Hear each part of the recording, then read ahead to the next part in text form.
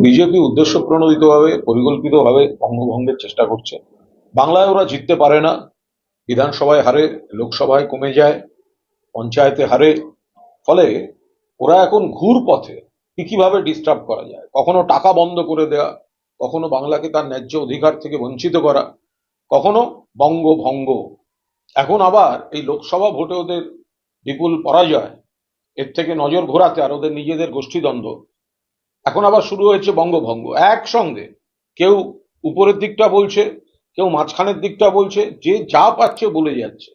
BJP পরিকল্পিতভাবে বঙ্গভঙ্গ চাইছে, বঙ্গভঙ্গকে উৎসাহ দিচ্ছে, প্ররোচনা দিচ্ছে, ধর্মের ভিত্তিতে একাধিক বিভ্রান্তিকর কথাবার্তা বলছে। আমরা এর তীব্র নিন্দা করছি। বঙ্গভঙ্গ কোনো অবস্থায় তৃণমূল কংগ্রেস হতে দিচ্ছে না, হতে দেবে না। এটা বিজেপির কৌশল, প্রতিহিংসা পরায়ণতার আরেকটা পদক্ষেপ। একদিকে টাকা বন্ধ করে দেওয়া বাংলার, অন্যদিকে এজেন্সি এবং অন্যান্য রাষ্ট্রীয় শক্তি দিয়ে উৎপাত করা।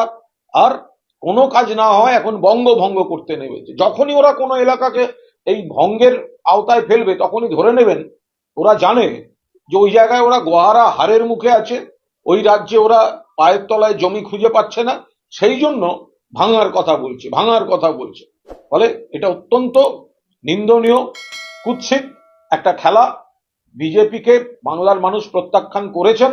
আরো যতবার ওরা এই বঙ্গভঙ্গের কথা বলবে, বাংলার মানুষ আরো বেশি করে বিজেপিকে প্রত্যাখ্যান করবেন বলছেন, প্রশ্রয় দিচ্ছেন।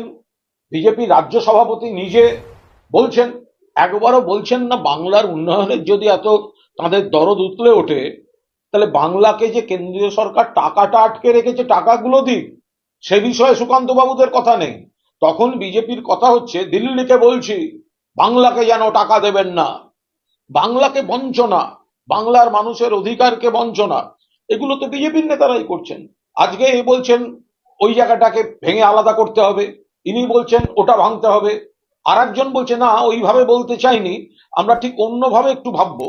আর একজন বলছে না। মানে এটার মানেটা কি? এটা তো নিজেদের ভেতরের উদ্দেশ্যটা, ষড়যন্ত্রটা বাইরে প্রকাশ হচ্ছে। আর বাইরে প্রকাশ হলে গোটা বাংলার মানুষ অসন্তুষ্ট হচ্ছেন, সেটাকে আবার ধামাচাপা দিতে তখন কথা ঘোরাচ্ছে।